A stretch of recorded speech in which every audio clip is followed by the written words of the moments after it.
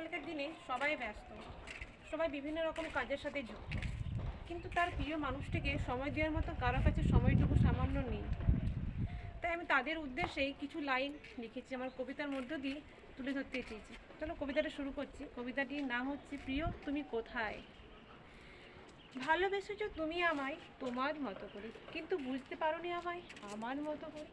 চাই না সোনা দানা বা চাই না অন্য কিছু, চাই শুধু তোমার অমূল্য সময়টুকু, যেখানে থাকবে শুধু তোমার আমার গল্প।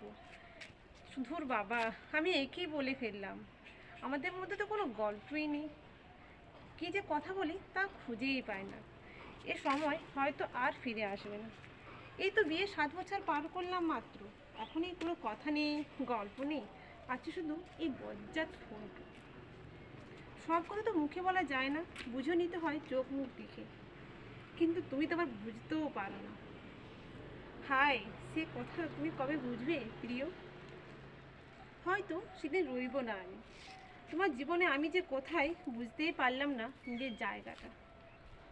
একবার করে মনে হয় আমি থাকি বা না থাকি তাতে তোমার কিছুই এসে যায় না, নিজেকে তো কখনোই নিজে প্রাধান্য দেওয়া যায় না। কেউ দিলে নিজে খুব স্পেশাল ফিল হয়, কিন্তু ভাই সে তো পসিবল নয়, তাই না প্রিয়? বন্ধুরা, কেমন হয়েছে কবিতাটি একটু জানিও।